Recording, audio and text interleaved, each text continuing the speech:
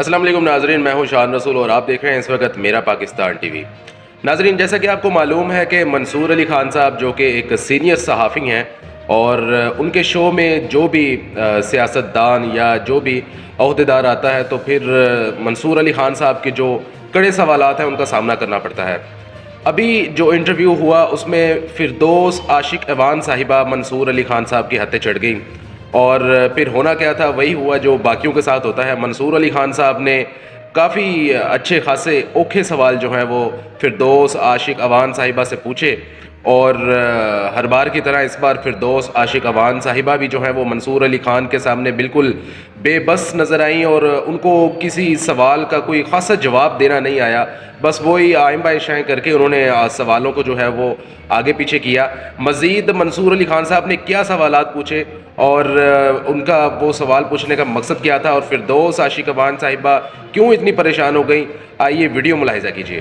پچھلے 3 مہینے میں آپ نے مختلف پریس کانفرنسیں کی اور آپ نے ہمیں بتایا کہ عمران خان، بشرا بی بی، فرح گوگی، عثمان بزدار ریالٹی ہے، بڑے کرپٹ لوگ تھے، بالکل ریالٹی ہے، ٹھیک ہے ریالٹی ہے۔ اب مجھے یہ بتائیے کہ میں اس ڈاکٹر فردوس عاشق ایوان کی بات سنوں یا 2017، 18، 19 والی ڈاکٹر فردوس عاشق ایوان کی بات سنوں، میں کس کی سنوں؟ آپ اس ڈاکٹر کی بات اس لیے سنیں کہ دور کے ڈول سہانے ہوتے ہیں، اس سسٹم میں تصویر کا ایک رخ دیکھ رہے ہوتے ہیں، اچھا حالات مختلف اب یہ اس کو اور ہماری معصومیت کہہ لیں، یہ بیوقوفی کہہ لیں، چلے میں اس کو دوسری یا چلاکی کہہ لیں، جس کو بھی آپ نے دینا ہے اس کا دوسرا اینگل ہے، لیکن وہ یہ ہے کہ آپ نے اس لیے زیادہ کہیں 2018 سے لے کے 2022 تک جب آپ پاکستان تحریک انصاف کا حصہ رہیں تو آپ نے ہمیں اس 4 سال میں بتایا کہ نواز شریف، مریم نواز اور ان سے زیادہ کرپٹ کوئی نہیں ہے۔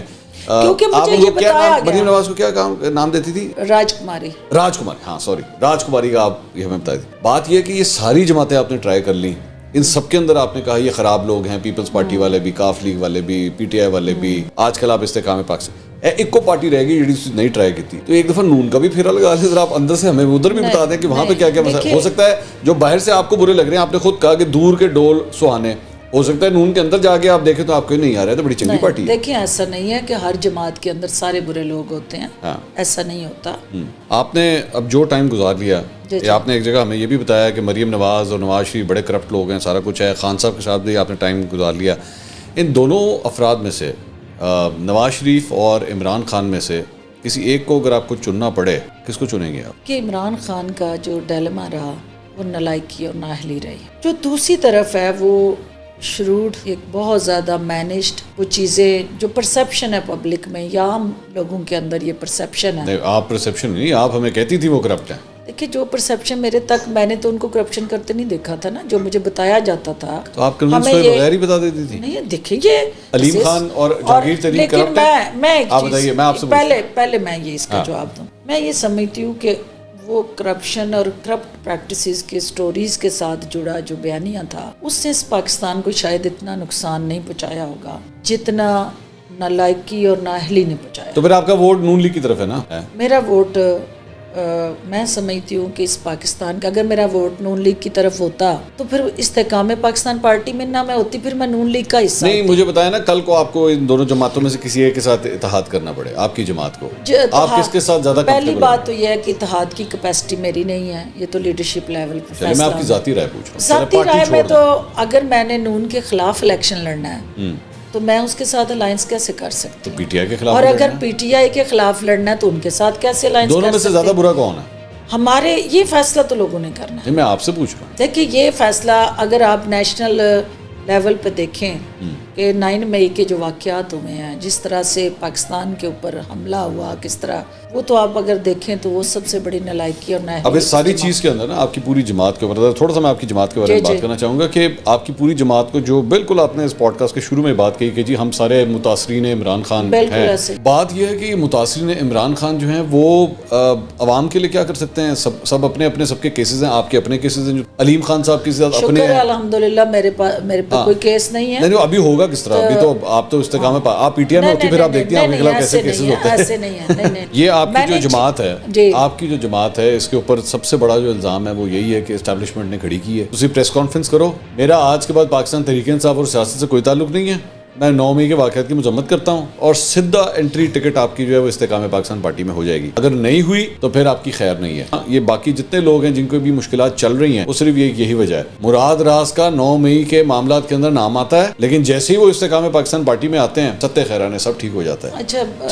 अच्छा उसमें मंसूर बात ये है कि जो मैं अपना केस, चूँकि मेरा मुकदमा है ना आपके सामने, बाकी तो अपना अपना मुकदमा खुद लड़ के जवाब दे लेंगे। मैं 1.5 साल से ज़मान पार्क की ना किसी राहदारी में आपको नजर आई हूँ। आप साइडलाइन हो चुकी हैं। मैं इसलिए कि मैं उस बयानिए के साथ नहीं थी और अब आपके पास कोई चॉइस तो नहीं मैंने नून लीग में आपकी एंट्री हो नहीं सकती थी, पीपल्स पार्टी आप छोड़ चुकी हुई थी, ऐसा नहीं है, पीटीआई में आपको साइडलाइन किया। आप मुझे बताएं आपके पास चॉइस क्या थी? आप बताइए। चॉइस मेरे पास आज भी बेशुमार चॉइस थी। हमारी पीपल्स पार्टी मेरे घर की जमात थी और आज भी मेरे आपने बिलावल भुट्टो के बारे में जो अल्फाज इस्तेमाल किए हैं, सियासत के अंदर सब कुछ होता है और आपको पता है कि सियासत के अंदर ये नवाज शरीफ ने जरदारी के लिए क्या क्या कहा था, और शहबाज शरीफ ने तो पेट फाड़ के सब कुछ लाने के लिए किया था। इत्तेहाद हुआ है। नहीं ऐसे नहीं होता। इत्तेहाद में होना और पार्टी में होना दो फर्क है ना। ऐसे नहीं होता। आप समझती हैं आप पीपल्स पार्टी में जा सकती थी? नहीं ऐसा देखिए, मैं जिस पार्टी को छोड़ चुकी थी मैं उसमें क्यों जाती। एक खातून के साथ आप एक प्रोग्राम के अंदर बैठी हुई थी जावेद चोई साहब के शो के अंदर, और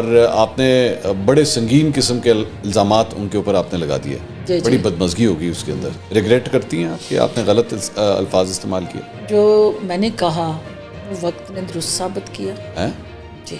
और मैं ये कहने के लिए मंसूर जुरत चाहिए होती है, सच बोलने के लिए ना वो खातून का क्या बहादुरी और जुरत चाहिए। क्या नाम और वो जिसका भी नाम आप चाह रहे हैं लोगों को पता है। कशमाला तारिक साहिबा जी। तो आपने उनके ऊपर ये इल्जामात लगाए, वो सही हैं? जो मैंने कहा मैं आज भी उस पर कायम हूँ और मेरे उस तमाम बातों को वक्त ने सही साबित किया। और ये जुर्रत मैं सिर्फ एक जुमला जो उसमें से याद है, and I am going to be very sensitive about this, कि मैं वो बात आपने उसमें कहा था कि जी लोग ऐसी ख़वातीन हैं जो इस तरह करके पॉलिटिक्स के अंदर आती हैं और पॉलिटिक्स की सीढ़ी चढ़ती हैं। उनके लिए कहा था, सबके लिए नहीं। मैं वही कह रहा हूँ, आपने सबके लिए नहीं कहा, आपने उनके लिए बात की। और आप आज भी इस पे स्टैंड हूँ। और ये बाकी जगहों पे भी होता है इस तरह, मैं विदाउट टेकिंग नेम्स। नहीं ये अल्लाह बेहतर जानता है, लेकिन जो मेरे सामने मुशाहिदा था, सिर्फ एक ही वाक़या आपके सामने, जो मेरे सामने वाक़या था और जिसको सारी पार्टी की तईद थी और जितनी ख़वातीन उस वक्त काफ़ लीग का हिस्सा थी, हर एक को ये बात पता थी, किसी के सामने कहने की जरूरत नहीं थी। जो सच है उसको जुटलाया नहीं जा सकता। मैं दोबारा यहाँ पे कहना चाहूँगा कि अगर कशमाला तारिक साहिबा भी अपना वर्जन देना चाहें तो हमसे रब्ता कर सकते हैं, उसकी मर्जी है। लेकिन जो मेरा मौक़िफ़ है, जो मैंने कहना था मैंने कह दिया। उस वक्त जो मुझे हक़ाइक़ और सच था वो मैंने बोला। अगर वो सच ना होता तो वो उस वक्त भी उसको रिबट करती। नहीं, रिबट तो उन्होंने किया था, तो किया होगा। तो मैंने वो मुझे कहीं ले जाती कोर्ट में, कहीं मेरे पे को केस करती। नहीं, खामोशी का मतलब ये तो नहीं है आपके इल्जामात मान लिए गए। नहीं, कभी कभार आप ये भी कहते हैं गंद पड़ेगा, हमें छोड़ो, इस पे क्या है। बस फिर आप गंद को क्यों उछालना चाहते हैं, आप भी छोड़ो। नाज़रीन, ये थी फिरदौस आशिक अवान साहिबा, और जिस तरीके से आपने देखा कि मंसूर अली खान साहब ने इनसे सवालात जो पूछे उसका कोई सही जवाब जो उनको नहीं सुनने को मिला। सियासत की जो दुनिया है इसमें अक्सर लोग जो हैं वो चढ़ते सूरज की पूजा करते हैं।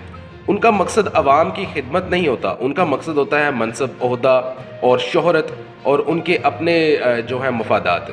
ऐसे लोग जो हैं वो ज़्यादा देर तक उनकी सियासी कैरियर तो नहीं होता और बहुत जल्द इनकी किस्मत का सूरज जो है वो गरूब हो जाता है। लेकिन बात यहाँ पर यह है कि कब तक हमारे सियासतदान जो हैं वो इस तरीके से अवाम को झूठ और ट्रक की बत्ती के पीछे लगाए रखेंगे।